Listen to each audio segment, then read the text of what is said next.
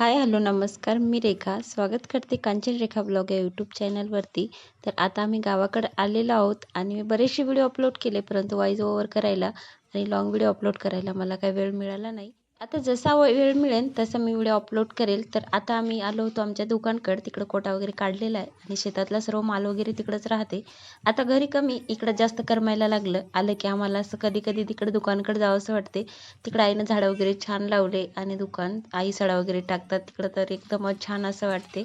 घरी कमी आणि तिकडंच करमायला लागलं. आता आई यांना काय दाखवत होत्या हे तर मला दिसत नव्हतं. मी फोनवरती करून व्हिडिओ शूट करायचा प्रयत्न केला, परंतु ते पण त्याच्यामध्ये काही शूट झालं नाही. शेवटी पनूवरती जाऊन बघतच होते की आई यांना काय दाखवत आहेत.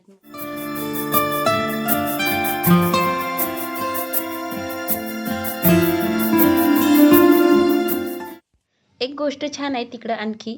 तिकडं जवळच असं देवाचं मंदिर आहे आणि आई रोज सकाळ संध्याकाळी देवाला जातात तिकडं, म्हणजे लांब जायचं काम नाही. लेकरं पण जाऊन येतात. हा आहे माझा भाचा, जे की आता म्हणजे आपण आल्या होत्या दोघी तिघी जणी, आम्ही पण आलो होतो. इथं मी बाळाचाच व्हिडिओ घेतला आणि घरून कोणी इकडे दुकानकडे निघलं की सर्व बच्चे पार्टी त्याच्या मागच येतात आणि म्हणून आई आम्हाला म्हणतात की तुम्ही येत नका जाऊ, कारण इतके जास्त त्रास देतात ना इकडे आले की. आणि मलाही पण असंच वातावरण आवडते, त्याच्यामुळं मी तर येत असते. एक दोन वेळा आमची चक्कर झाली होती. आलो तसं घरी इकडं दुकानकडे. थोडं लांब आहे, जास्त काही लांब नाही, परंतु मग जसा वेळ मिळाला तसा आम्ही इकडे दुकानकडे येत असतो. तर लसूण वगैरे न्यायचा होता आम्हाला, तर मग ते पण आम्ही घ्यायसाठी आलो होतो.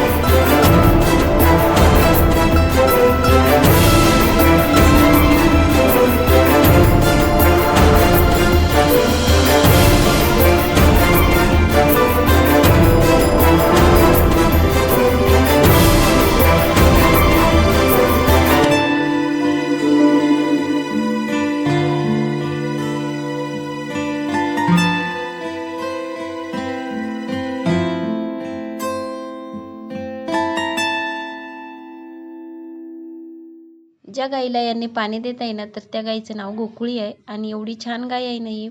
आता तिची अवस्था अशी काही झालेली आहे, म्हणजे तिच्या थोडं डोळ्याला लागलेलं आहे, तिला समोरचं दिसत नाही. आणि जेवढ्या आमच्या घरात जेवढ्या गाई वगैरे आहेत, ढोरवासरं सर्व या गाईचेच आहेत.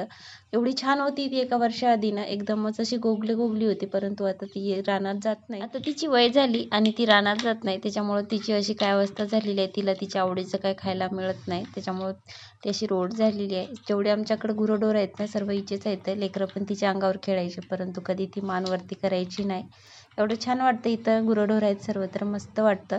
आणि बघा, शिवकन्या पण इथं छान अशी खेळत होती, आजोबाला छान अशा गोष्टी करत होती. बघा, आईने इकडं झाडं वगैरे लावले. ही वांग्याचे झाड आहेत ना, याला 12ही महिने असे छान वांगे येतात. अजिबात त्याला किडा वगैरे राहत नाही आणि एकदमच छान लागतं त्याचं भरीत. आणि बघा, बच्चे पार्टी इथे किती छान खेळत होते. तर संध्याकाळचा वेळ झालेला होता. एकदम छान इथचं वातावरण वाटत होतं. घराकडं तर जायचं अजिबात इच्छा होत नव्हती, परंतु आम्हाला पॅकिंग वगैरे करायचं होतं. सकाळीच आम्हाला 7च्या गाडीने निघायचं होतं, त्याच्यामुळं आम्ही इकडे आलो होतो. लसूण वगैरे न्यायचा होता. बघा, यांनी किती नाळून बघत आहेत, जसं की त्याच्यात लहान मोठा यांच्यासाठी बांधून ठेवलेला होता. तर त्यांना म्हटलं सर्व सारखाच आहे, तर मग त्यातली एक जुडी काढली आम्ही आणि मग तोडून वगैरे घेतला. गुरंढोरं असल्यावर छान तर वाटते, परंतु त्यांची तेवढीच काळजी घ्यावी लागते. आई बाबा दिवसभर इकडे राहतात, यांना खायला प्यायला सारखं टाकत राहतात.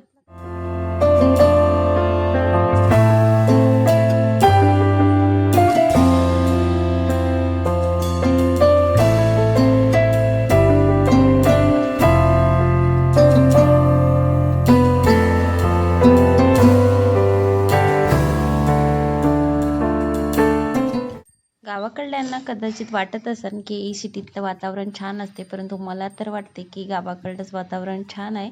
आणि सर्व संध्याकाळ झाली की असे छान एकत्र बसतात, गप्पा वगैरे करतात. सिटीत काय एकटं एकटंच घरात राहून तर बोर होते. तर चला इथंच एंड करतो. भेटू पुढच्या ब्लॉग.